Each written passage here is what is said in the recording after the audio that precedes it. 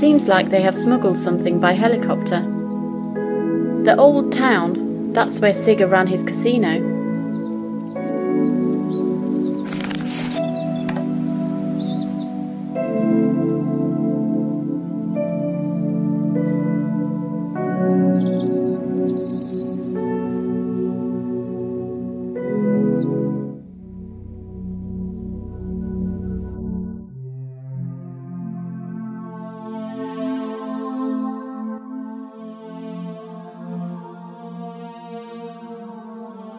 He sold it a long time ago.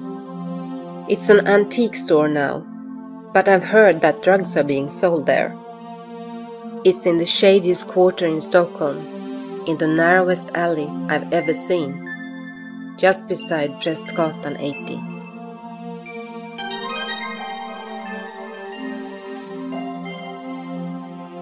No.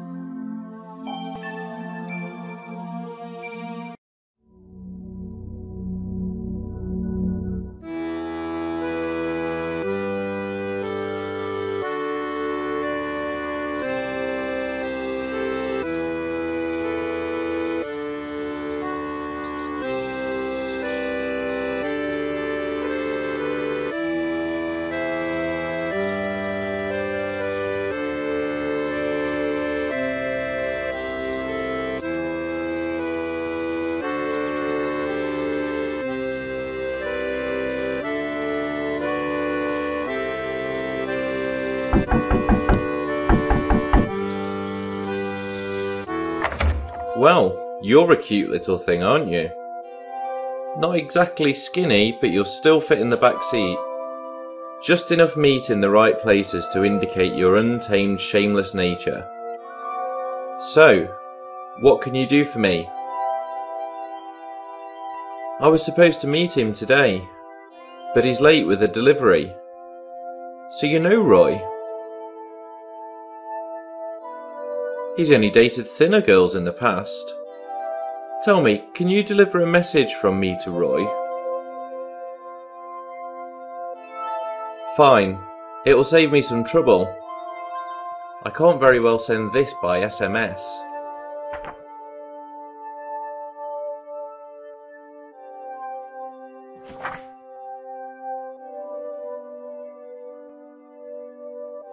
I recently acquired a reproduction for an acquaintance. He passed away, so it might be available for you. The question is, are you available for me? You can undress and lie down on the bed in here. I'm going to make myself sexy to maximize your experience. Back in a minute.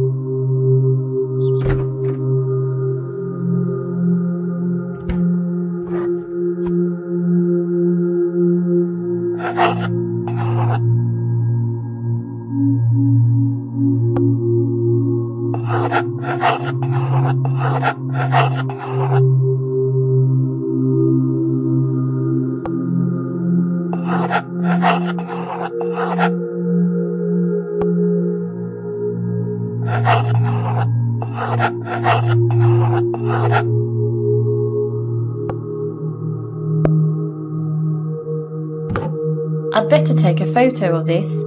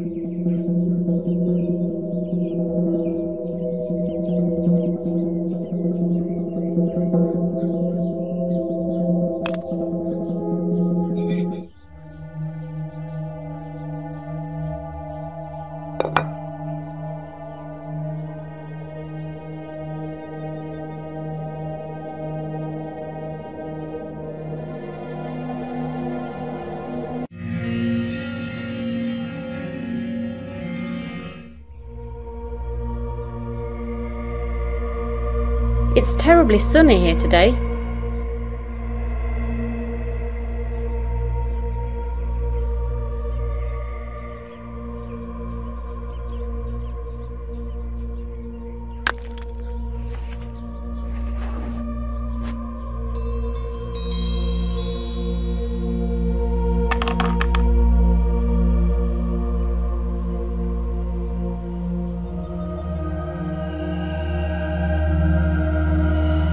Good work, Miss Detective. I can take it from here. I had to get rid of Harry, you know. We had such a good operation going. Then he had to run to Sigge and tell him everything about it.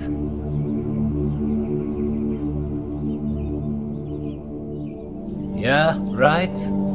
And then he talked to you about joining the church choir, I imagine. My goodness, he might as well have started a blog.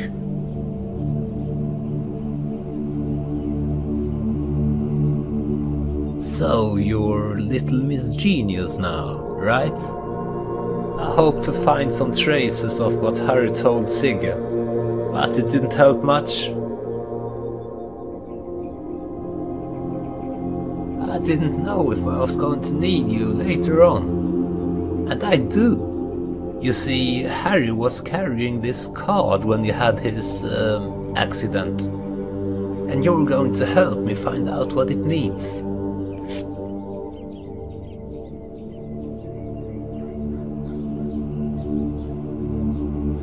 Well, what do you make of it?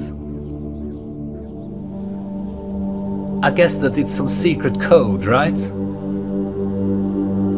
No!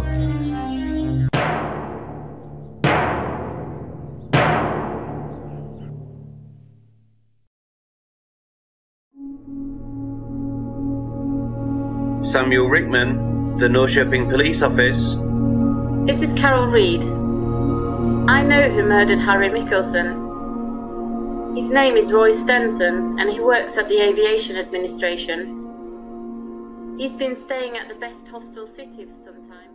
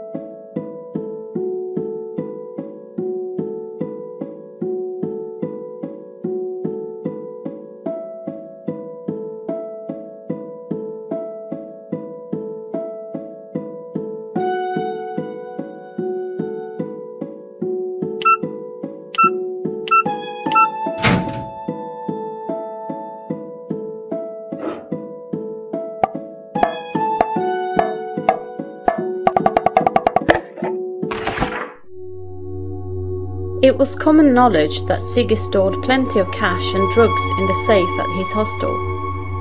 He probably thought that it was safer there than at the casino. Sigge and his girlfriend walked home from the casino every night, and on the way home they passed the stairs leading up to the hostel. The plan was to meet them by the stairs and lead them at gunpoint to the hostel.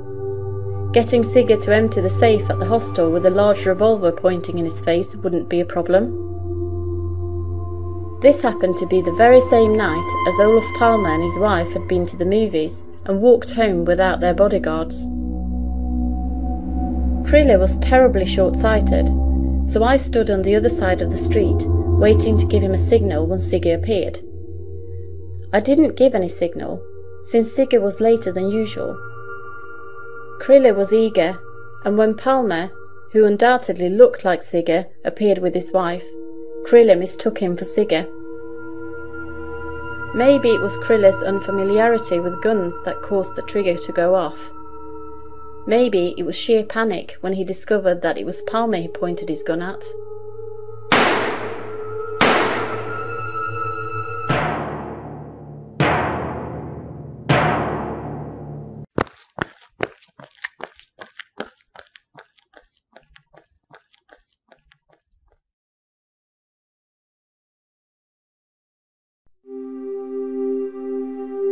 The death of Olof Palme, the only unsolved murder of a national leader in modern history, still remains a mystery.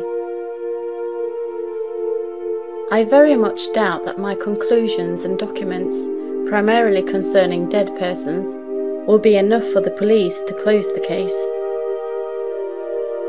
I also suspect that my conclusion would be considered unsatisfactory, since it doesn't include any international conspiracies. Just an accidental killing in Stockholm's criminal underworld. Still, I have learnt something about my new home country and its recent history. And I did get my bathroom renovated after all.